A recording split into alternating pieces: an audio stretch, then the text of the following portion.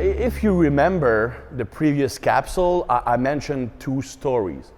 Sadly, I only gave you one. I'm pretty sure that many of you are highly disappointed. Maybe you lost sleep over it. Maybe your motivation to train completely down the drain by the fact that I did not share the second story. That was done on purpose because you have to watch the second capsule, this one, to hear the second story, which is my story. Okay.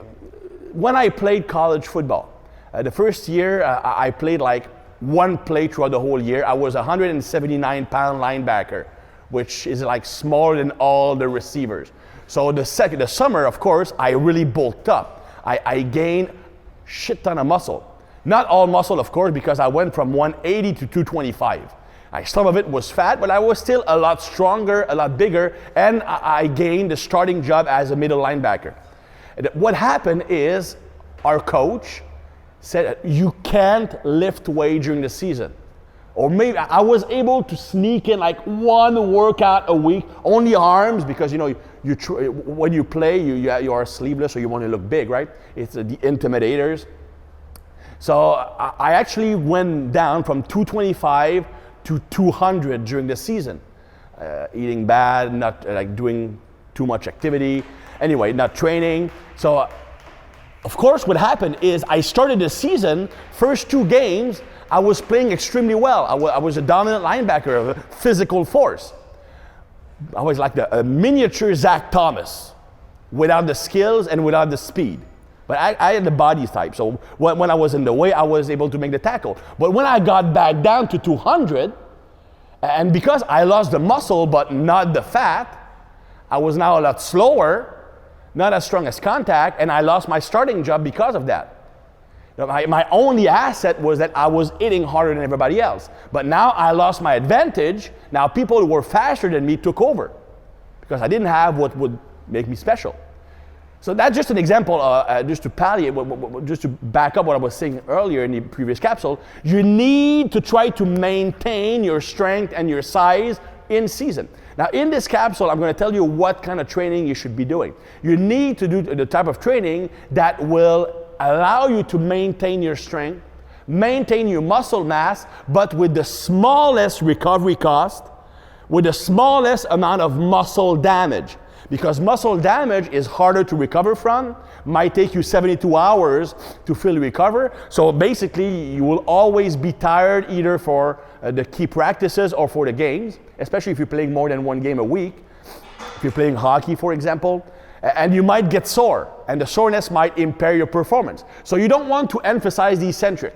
You don't want excessively heavy weights, because that will create more muscle damage. You don't want variety. What you want is for the lower body. I love prowler training. I love farmer's walk. I love Zercher carries. Why? To maintain lower body strength and lower body size. Prowler pushing and loaded carries can do the job. If you do prowler pushing for a set duration of roughly 30 seconds, you can absolutely maintain leg strength. Leg size. I trained a bodybuilder. It was an older guy, 63 years of age. He couldn't train his legs because of knee injuries. Couldn't squat, couldn't lunge, couldn't leg extension, couldn't leg press, barely leg curl. So we would basically train his lower body only doing sled work, pulling the sled various ways, pushing the prowler. He was actually able to win his contest over guys half his age, and his legs were actually his best body part.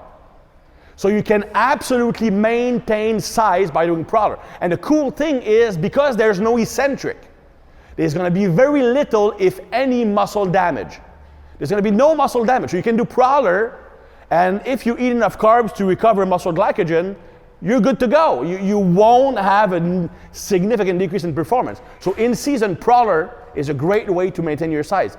For lower body, I also like to do isometrics. If you go on Thibarmy.com, I have an article on the various forms of isometrics. Isometrics are a great way to maintain strength. Pushing against spins, squatting against spins. You maintain the neural drive, because when you're pushing the prowler, pulling the sled, you can maintain the muscle mass, but you might lose some of the neurological element that makes you strong. Overcoming isometrics, pushing against spins, pulling against spins, will maintain that neurological drive at a very low expense. No muscle damage, very little muscle fatigue, very little energy expenditure. So a combination of isometrics and sled pulling, prowler pushing, farmer's walk, Zercher carries to maintain or even increase lower body strength is what you should do in season for the lower body. For the upper body, just minimal strength work, bench press, overhead press, pulling work. Very low volume. You don't need a lot to maintain your strength. So that is the approach I recommend for in season. Prowler isometrics, prowler sled loaded carries isometrics for lower body. Just basic weight, not too heavy, no higher than 80-82% for the upper body. That's plenty to maintain muscle mass and strength. So be sure to keep training in season. Even if it's just twice a week, you'll be able to maintain your strength and size, and you will be able to perform at your best when the season's over. Because those who get detrained during the in-season, well, you're going to kick their ass because you didn't detrain. So be sure to keep training in season if you want to maximize performance.